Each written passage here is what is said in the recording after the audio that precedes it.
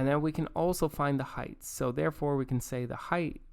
Now, the way we're going to find height is we're going to use the constraint equation, this equation right here. So we know what the radius value is when we minimize the surface area. We can use that radius value to find the height value.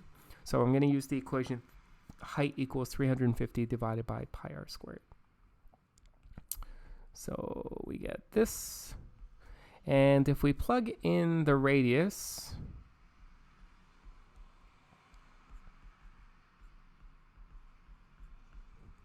we get approximately 7.64 centimeters.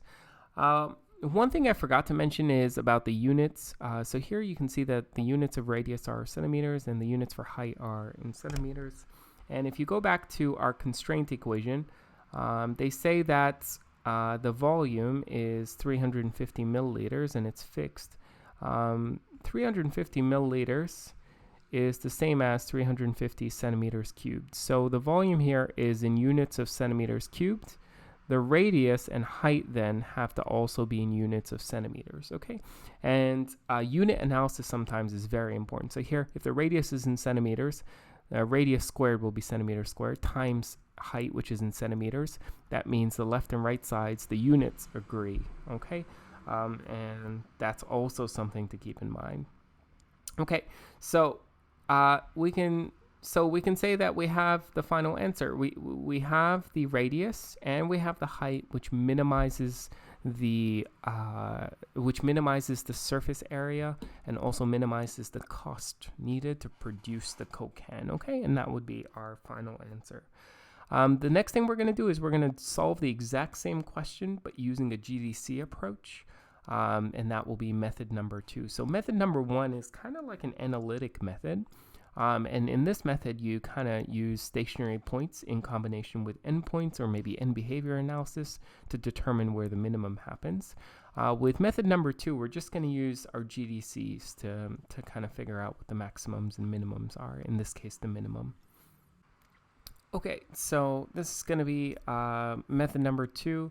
And method number 2 is going to use a GDC. It's the exact same question, but we're going to be using a GDC to solve it. I find that students overemphasize the ability to solve things analytically. It is important, and for paper 1, that's the only technique you have. You have analytic method. But I found last year that students really struggled with using a GDC to help them optimize for a variable. Now, when you're faced with a paper 2 problem that's an optimization problem, you have to carefully make the consideration of whether a GDC is the appropriate solution strategy.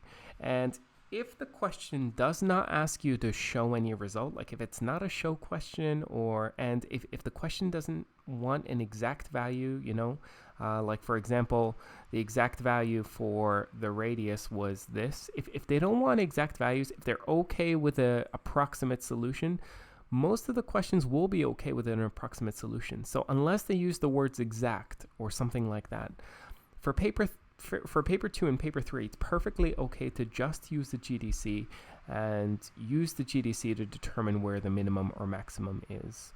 Now, last year I found that students, I would give them paper 2 exams, and even though they had a GDC available, and even though the question said nothing about exact values, the students would still use an analytic approach to solve the problem. There's nothing wrong with using an analytic approach, but a GDC approach is by far the more superior approach because it's quicker, less error prone, and it saves you a ton of time. It saves you so much time. So recognizing that it's the right solution strategy can be very important on a paper 2 exam. Okay, so we're going to use the GDC to optimize for the dimensions of the cylindrical can. It's the exact same question as before. Volume is fixed, and what we want are the minimum dimensions, the dimensions that minimize the surface area of the cylinder.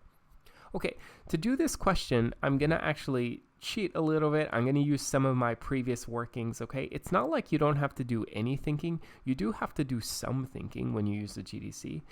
Usually the goal with the GDC approach is you make sure that the variable that you want to optimize, for us it was surface area, is expressed only in terms of a single variable, and then just sketch that function against that single variable and find where you have a minimum in this case, okay? So I'm going to go back and I'm going to steal, so where was it? It was right here. I'm going to steal this line right here, okay?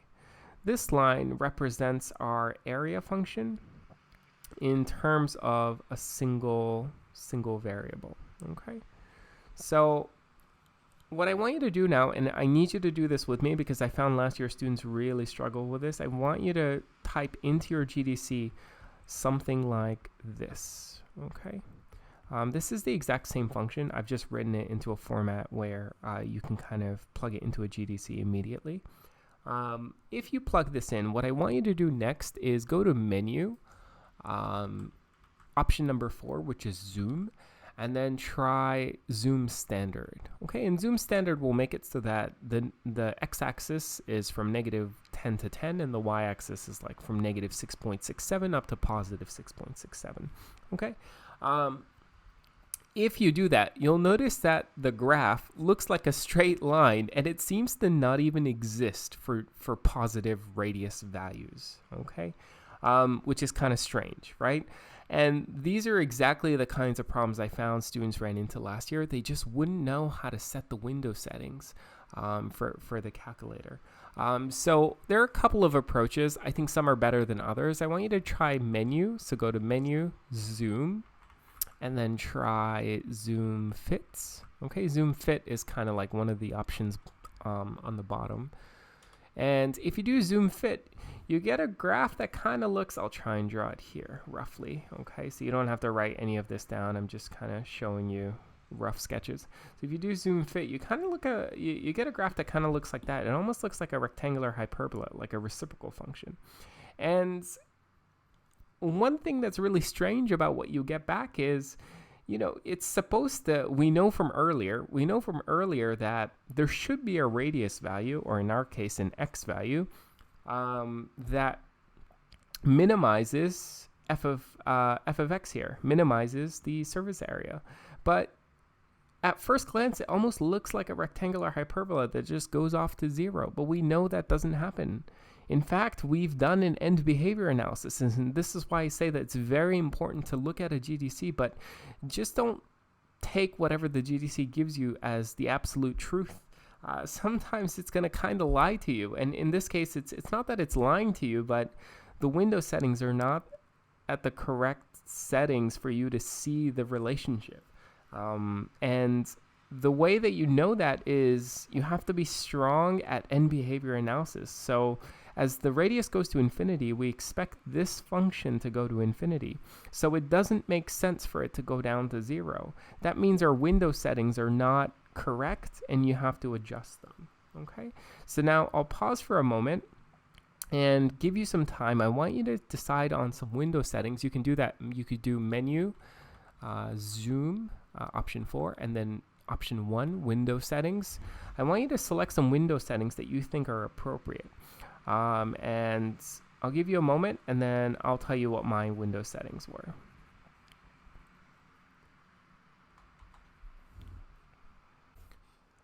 Okay, so hopefully you had some time to think about what the window settings should be. Here are the window settings that I chose. I'm not saying these are the best ones. These are just some window settings that worked. I chose an x-min of 0, x-max of 25, y-min of 0, y-max of 1000. I chose an x-min of 0 because we don't care about negative radii, so I just excluded that altogether. We also don't care about negative surface area, so I excluded that altogether. The x-max and the y-max took some time. It was a little bit of trial and error, but because I knew what the end behavior of this function was, I was confident that it went to infinity. So I just had to find the right window settings to see the graph. Now, once you try these window settings, what you can do is plot the surface area function. Make sure you have the correct axes labels. Okay, so we want the area, the surface area function against the radius. if you plot that, you're going to get something that looks like this, okay? And this is a very rough sketch. And you'll get a radius value of 3.82 centimeters, and then a surface area of 275.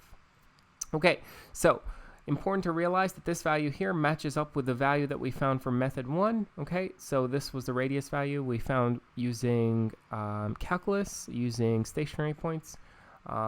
This value seems to match up. Okay, that's always a good sign. The other thing is this value here. This value represents the minimum surface area achieved. Okay, so the question for us is not really asking about what the minimum surface area was. The question was just asking what the dimensions were that minimized the surface area. And so here we just care about this value, and we also care about the height value that we get back, okay? And you guys know that we can use the relationship between height and radius because of the constraints to find the height value. And with the radius and height value, you're done. So for the GDC approach, really all you need is the function in terms of one variable, a quick sketch, and then also just maybe a line or two. You could say something like, therefore, r equals 3.82 centimeters is the absolute, or maybe I should say, is when a of r is minimized. Okay, so it's something like that. Oops. And then you can also say, you know, what the height is. So you could say, therefore, the height is, and from earlier we know it's 7.64 centimeters, okay? But the idea being all you need is the optimization variable in terms of a single variable, independent variable, sketch, and then a concluding statement of some kind that demonstrates that you understand that this is, you know, minimum or maximum or whatever. So you can see that this approach can save you a ton of time, but only if you know that the GDC is a strategy you can use and you're confident in your ability to use the GDC. You can see that this would take maybe like 3 or 4 minutes, right? But this whole process, the process of finding the optimal radius, which minimizes surface area, like that process is a huge, and it's a long process. Like it can take a while, right? Maybe 10-15 minutes. So the fact that you shave off like 10 minutes, I think is huge when it comes to paper 2. Okay. All right. So hopefully that made sense. I know optimization is a difficult topic. Just stick with it, do lots of practice problems, and you will get better at it, okay? All right, bye-bye.